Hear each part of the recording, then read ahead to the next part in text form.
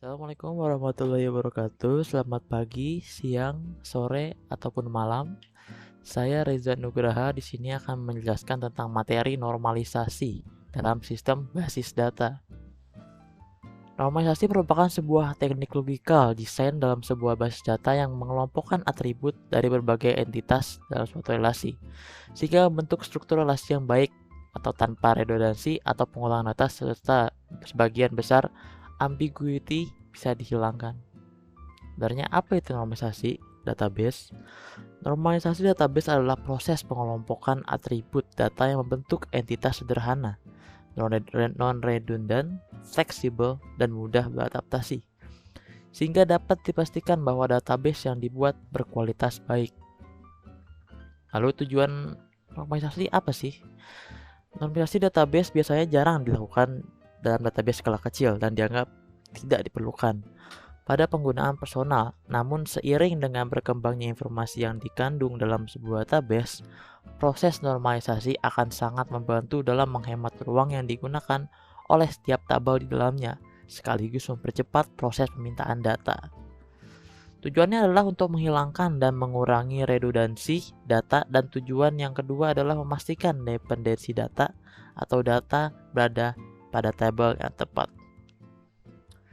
Lalu jika dalam database tersebut belum dinormalisasi, maka akan terjadi 3 kemungkinan yang akan merugikan sistem secara keseluruhan. Yang pertama, insert anomali, di mana situasi tersebut tidak memungkinkan memasukkan beberapa jenis data secara langsung di database. Yang kedua ada delete anomali, penghapusan data yang tidak sesuai dengan diharapkan. Artinya data yang harusnya tidak terhapus mungkin ikut terhapus. Yang ketiga, update anomali, situasi di mana nilai yang diubah menyebabkan inkonsistensi database. Dalam artian data yang diubah tidak sesuai dengan yang diperintahkan atau yang diinginkan. Lalu, database apa yang bisa dinormalisasi? Apakah semua database bisa dinormalisasi? Tentu saja tidak semua database bisa dinormalisasi. Hanya tipe relasional database yang bisa dinormalisasi.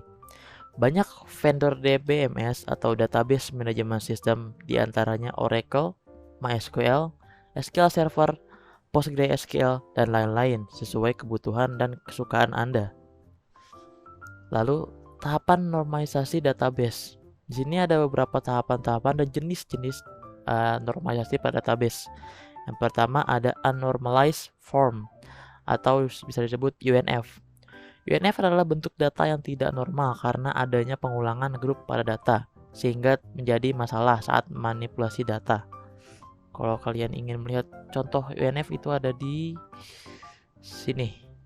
Ya, jadi ini tuh belum diapa-apain istilahnya. Masih groupingnya masih jelek, masih berantakan, dan masih belum efisien.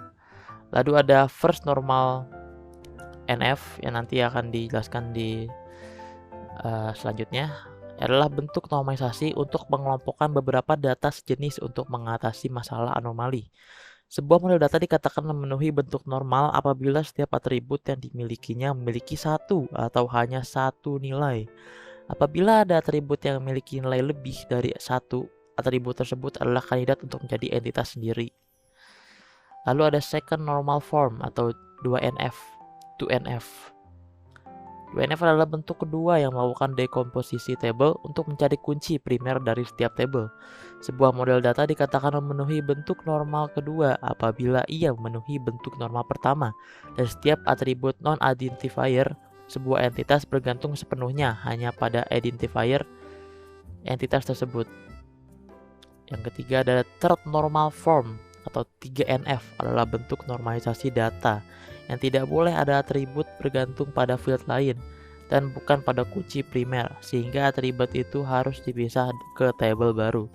Sebuah model data yang dikatakan memenuhi bentuk normal ketiga apabila ia memenuhi bentuk normal kedua dan tidak ada satupun atribut non-identifying atau bukan mengidentifikasi unik yang bergantung pada atribut non-identifying lain. Apabila ada, pisahkan salah satu atribut tersebut menjadi entitas baru, dan atribut yang bergantung padanya menjadi atribut entitas baru tersebut. Yang keempat adalah Core Normal Form atau BNCNF. adalah bentuk normalisasi yang bertujuan untuk mengatasi anomali dan overlooping yang tidak bisa diatasi dalam bentuk 3NF. Lalu yang kelima adalah yang keenam ya, fifth normal form atau 5NF adalah tahapan untuk mengatasi terjadinya join dependent sehingga terjadi pemecahan relasi menjadi dua. Tapi dari sekian banyak NF yang belum disebutkan seperti 4NF, DKNF, dan 6NF, kita hanya akan mempelajari 3NF saja, yaitu 1NF, 2NF, 3NF, karena akan sering ditemui ketika membuat database yang optimal. Jika Anda ingin menjadi seorang database administrator atau DBA, harus tahu bagaimana cara menormalisasi database yang optimal. Misalkan suatu saat ketika website yang Anda buat mengalami penurunan kinerja, mungkin Anda akan ditanya apakah database tersebut sudah dinormalisasi dengan benar.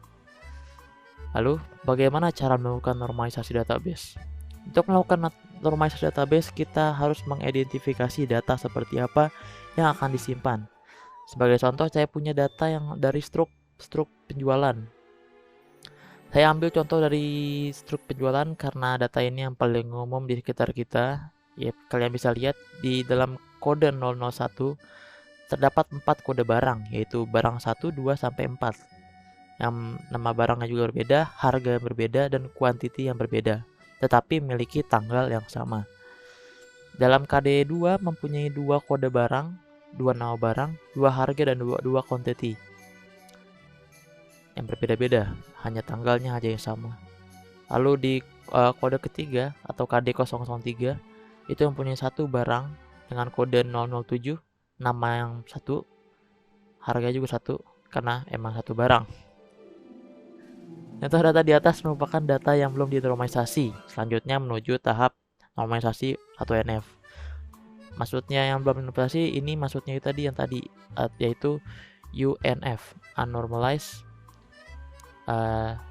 normalisasi atau bentuk tidak normal. Lalu 1NF, suatu tabel dikatakan 1NF jika dan hanya jika set atribut dan data tersebut hanya memiliki nilai tunggal dalam satu baris. Jadi tabel belum dinormalisasi perlu diubah sehingga bentuk 1NF menjadi seperti ini. Jadi kita mempunyai 3 kode faktur yang sama.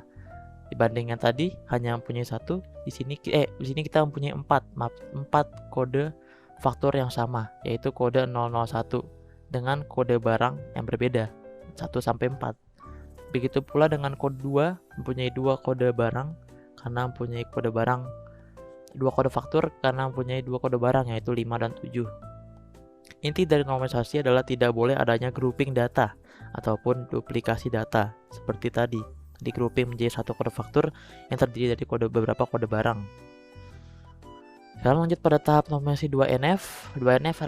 Syarat 2NF adalah tidak diperkenakan adanya partial functional dependency kepada primary key dalam sebuah table. Apa itu functional dependency?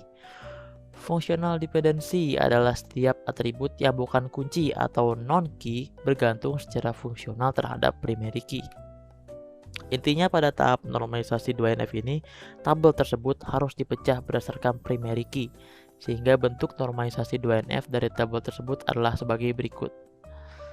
Ya kan, ada di sini sekarang kita mempunyai 2 tabel, yaitu tabel barang dan tabel transaksi, di mana di sini di tabel barang mempunyai primary key kode barang yang akan disambungkan melalui kode barang yang ada di tabel transaksi. Yang berarti kode barang yang ada di tabel transaksi menjadi foreign key. Tetapi di sini kode faktornya dipisah dan tanggal pun dan kuantiti dipisah dengan tabel barang. Yang sebelumnya itu digabung, sekarang dipisah. Tapi mempunyai suatu kesamaan, yaitu kode barang untuk melakukan relasi antar database. Lalu 3NF. Pada 3NF ini tidak diperkenankan adanya partial transitive dependency dalam sebuah table. Apa itu transitive dependency? Transitive dependency biasanya terjadi pada table hasil relasi atau kondisi di mana terdapat 3 atribut A, B, C. Kondisinya adalah A ke B atau terhubung ke B dan B terhubung ke C. Maka C dikatakan sebagai transitive dependency terhadap A melalui B. Intinya Pada 3NF ini, jika terdapat suatu atribut yang tidak bergantung pada primary key, tapi bergantung pada field yang lain, maka atribut-atribut tersebut perlu dipisah ke tabel baru. Contohnya pada atribut quantity yang ada di tabel detail barang. Kolom tersebut tidak bergantung langsung pada primary key kode faktur, melainkan bergantung pada kolom kode barang. Jadi setelah normalisasi 3NF akan menghasilkan tabel berikut. Nah, tadi ya cuma 2 tabel, sekarang kita mempunyai 3 tabel, yaitu tabel barang, tabel detail barang, dan tabel transaksi. Dimana setiap tabel mempunyai perbedaannya masing-masing, makin dipecah lagi tetapi mempunyai satu kesamaan.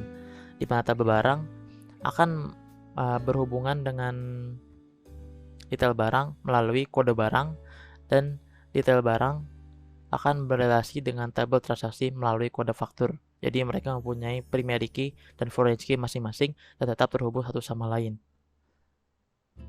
Dari gambar tabel data dapat dilihat pada tahap normalisasi 3NF menghasilkan satu tabel baru dari hasil pemecahan tabel transaksi, yaitu tabel detail barang yang isinya menampung barang-barang yang dibeli.